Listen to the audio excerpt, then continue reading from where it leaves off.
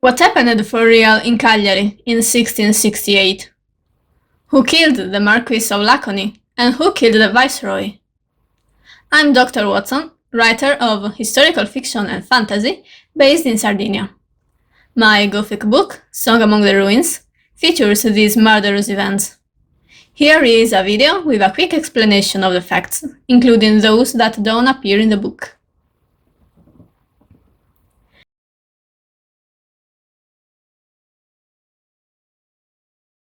Hello everyone! As a writer of historical fiction, I have to take my information from books and trustable sources. The book to which I refer today is actually a very long paper written in 1941 by the Sardinian historian Dionigi Scano, titled Donna Francesca Zatrillas, Contessa di Cuglieri e Marchesa di Siete Fuentes. But first, a little bit of background history for context. The Crown of Aragon started the conquest of Sardinia in 1323, founding the Kingdom of Sardinia, which became part of the Crown, and later part of the Crown of Spain. The Kingdom of Sardinia was ruled by the King of Spain, who had a lieutenant called Viceroy in Sardinia. The kingdom also had a parliament composed of three branches: the royal branch, the ecclesiastical branch, and the military branch.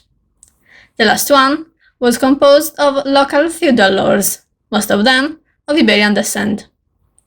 Among them, we have the Aragon family, the Castelvi, the Cervellon, the Aymeric, and the Zatrillas. The military branch was led by the noble with the oldest title, the Marquis of Villasor of the Aragon family, who at the time of these events was a minor. His place was therefore taken by the second oldest title, the Marquis of Lacony, Don Agustin of Castelvi, of a rival family.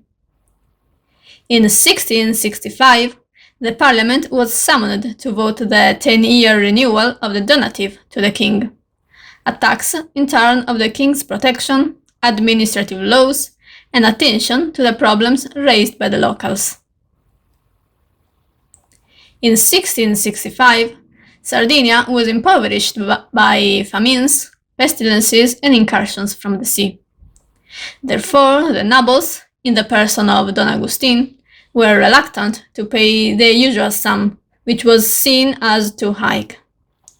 Moreover, the local nobles didn't like the fact that the highest charges of the kingdom were given to non-local nobles, while they had to retain only lower charges. The majority of the nobles sided with Don Agustin in asking for more power to the local nobles in order to administrate the land better, after years of decadence. A smaller faction, led by the Alagons, was in favor of the Spanish ministers and viceroy to pay the donative immediately and discuss problems later. The situation lasted for several years, and the donative wasn't agreed upon. In 1667, the viceroy, Marquis of Camarasa, decided to send his own fiscal advocate to the Queen Regent of Spain to explain the situation. The nobles, in turn, elected Don Agustin as their representative to defend their position in Madrid. In the meantime, during those years, Donna Francisca Zatrillas, a young heiress of 25 years, Countess of Cuglieri and Marchioness of Siete Fuentes, inherited her fiefdom from her deceased brother and moved to Cagliari to live with her uncle, Don Agustin, who was a widower and 20 years older. Dionigi Scano, based on some records found in the archives, hypothesized that the two had a daughter and married in order to fix their position.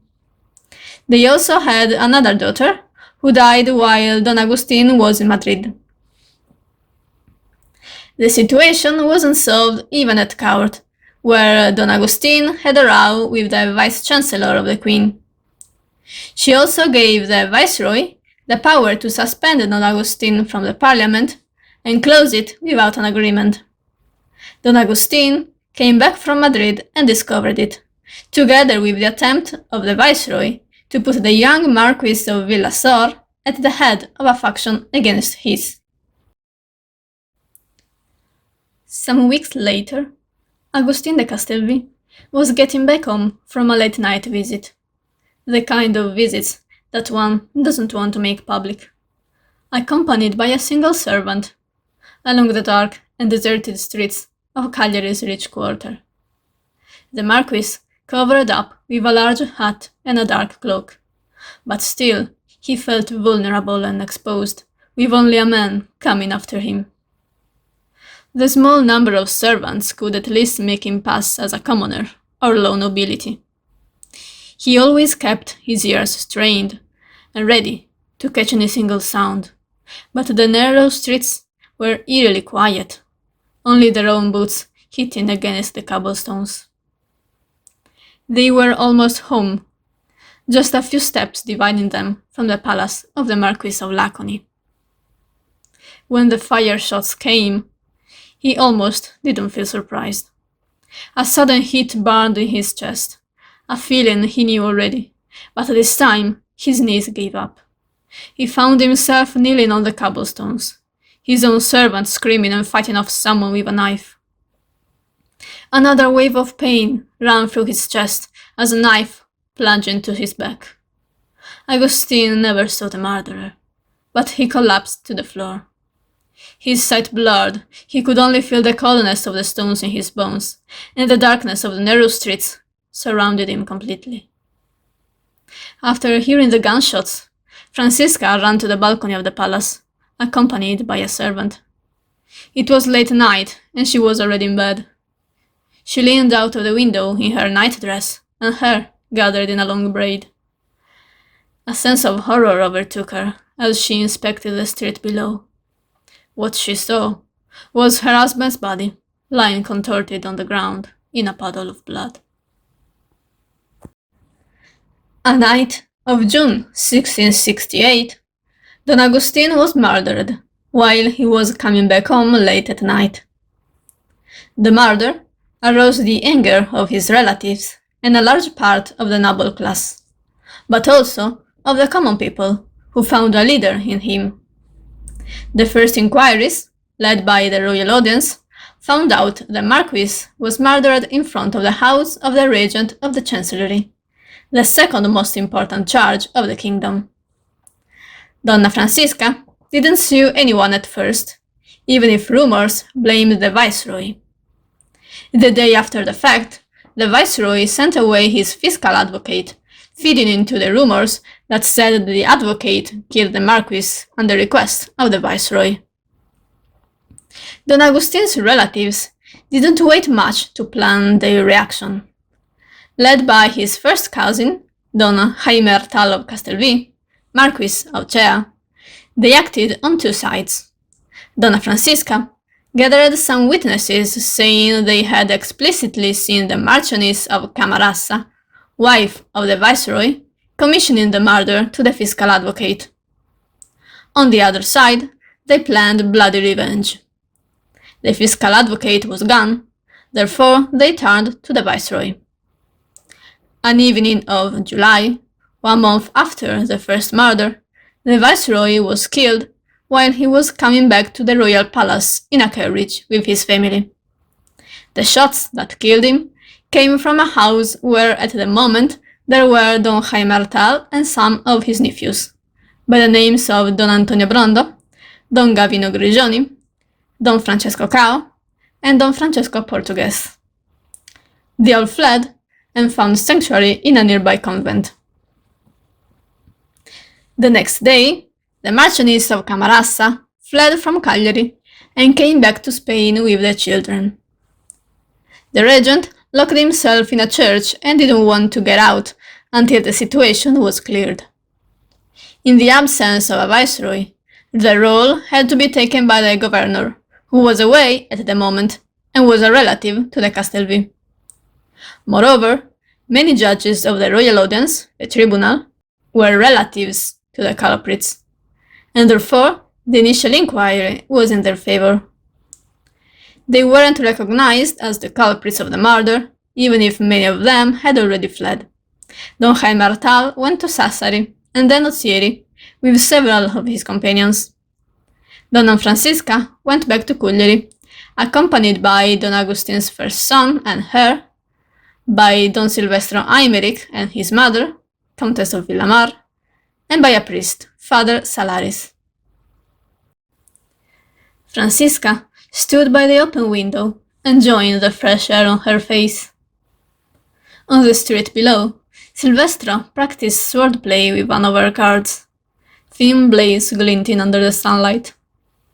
People moved away from them as they passed, but Francisca enjoyed observing them, spying Silvestro doing his thing.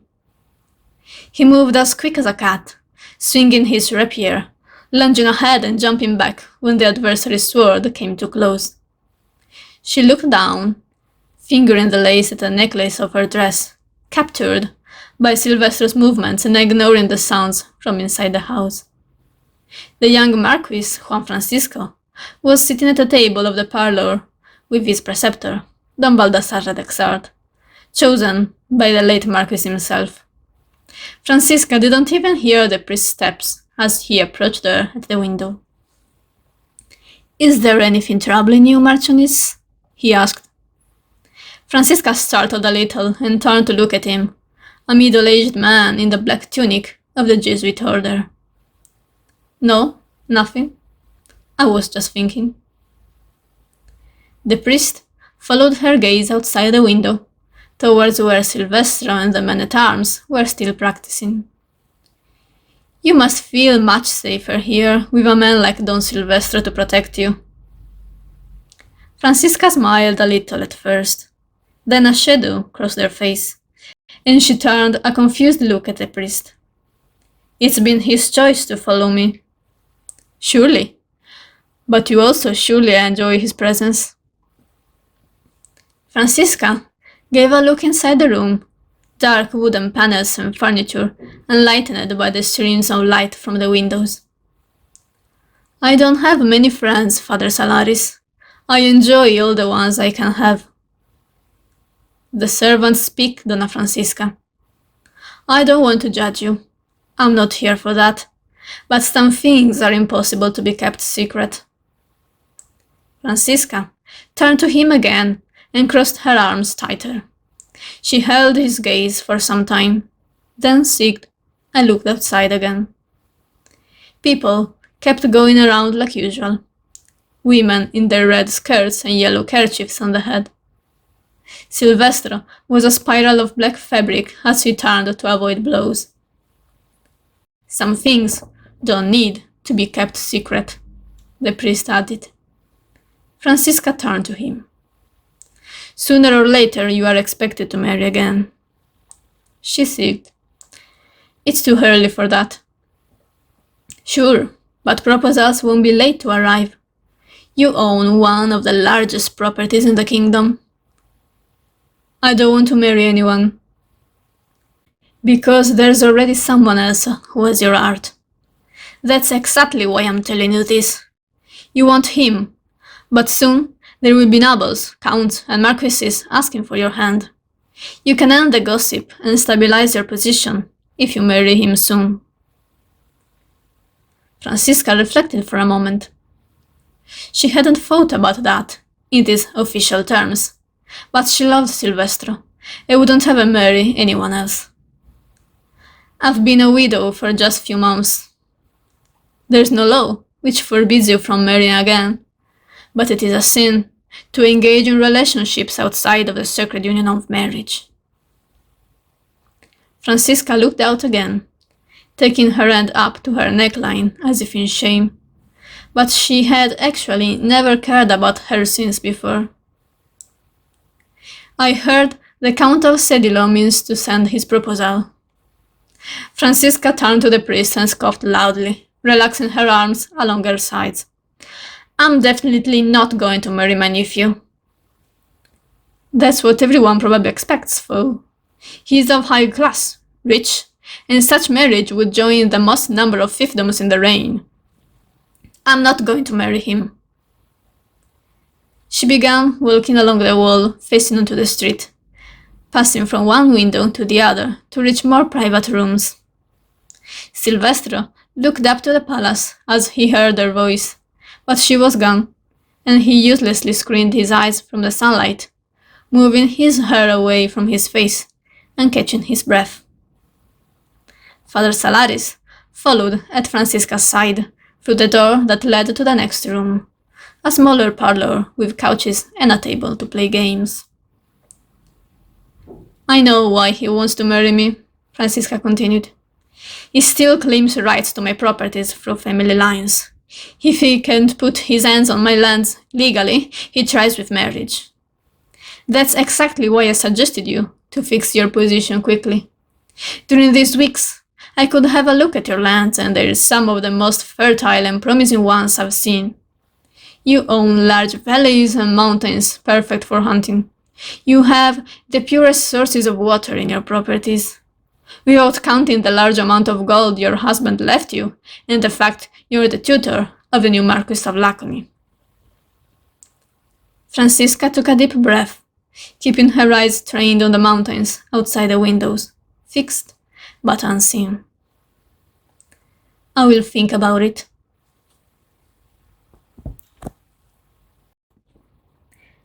According to Scano, Father Salaris was a secret spy of the Marchioness of Villasor, mother of the young Marquis of the Alagon family.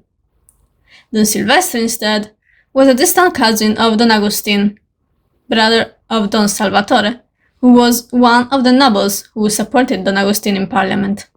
The Aymeric and Castelvi lived in front of each other. Don Silvestro was a few years younger than Donna Francisca, and later rumors said they became closer while Don Agustin was away. Silvestro was a trained soldier and didn't inherit any noble title. Therefore, there was a certain difference in class between the two. His presence in Cuglieri was explained as a form of protection for the Marchioness. It is a fact, though, that the two married just after 3 months of Don Agustin's death. Francisca had refused several other proposals from more important and rich counts in order to marry Silvestro. Don Jaime Artal also pressured her to marry someone else, but she refused. By the events that followed, Scano hypothesized the intervention of the priest, Father Salaris, to facilitate, or speed up, the marriage between the two, since that would have been subsequently used against them. The governor, Don Bernardino de Cervellon, was indeed the brother-in-law of Don Agustin. A judge of the royal audience pointed it out and tried to exonerate him from his role of viceroy ad interim, and therefore head of the royal audience.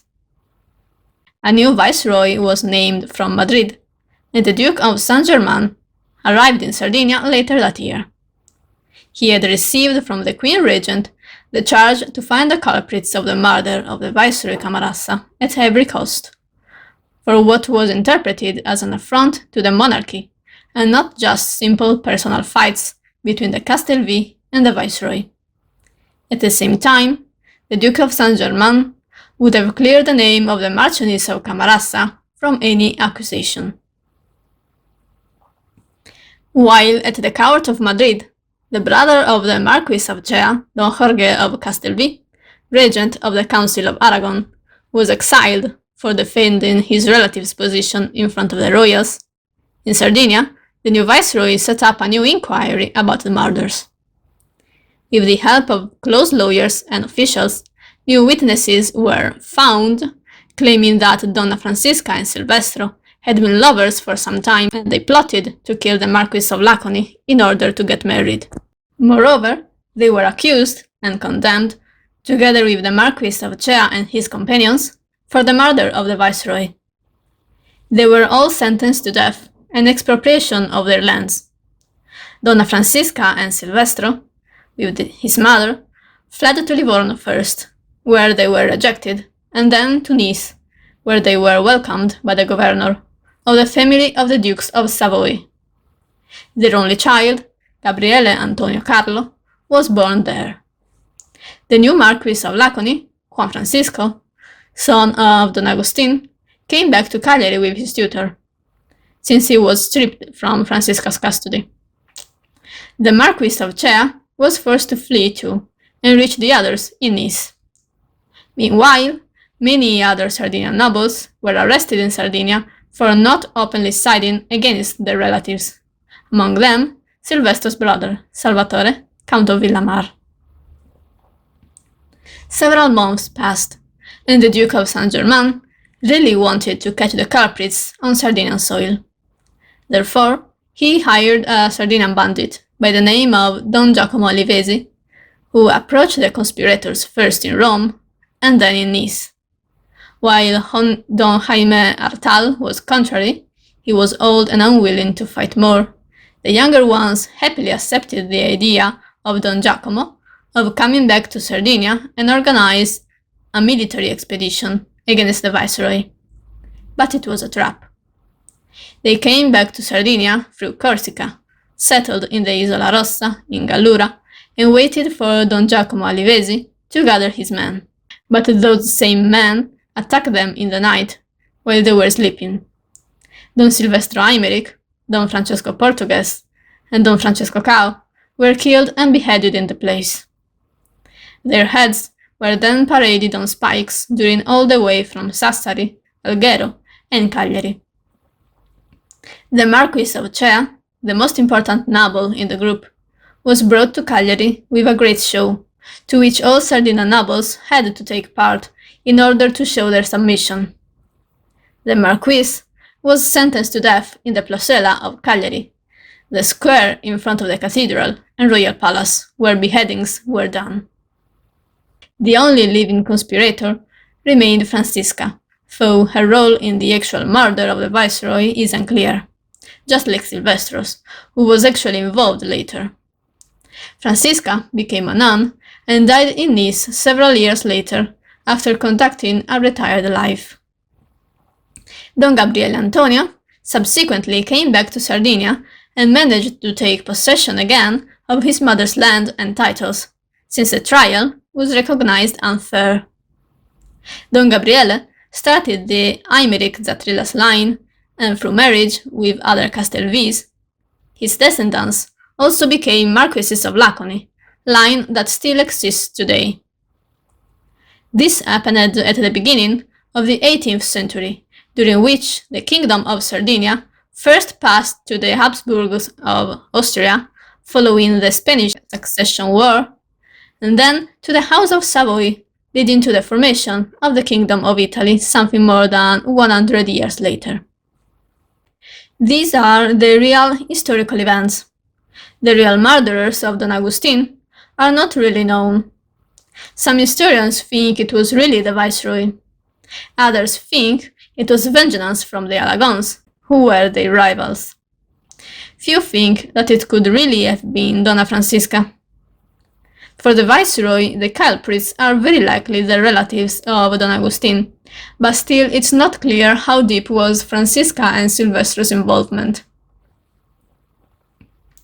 I'll close this by reminding that these events are the backstory of my historical Gothic book, Song Among the Ruins, from which the book excerpts are taken, and that is available to buy on Amazon also in Italian as Un canto fra le rovine. Bye!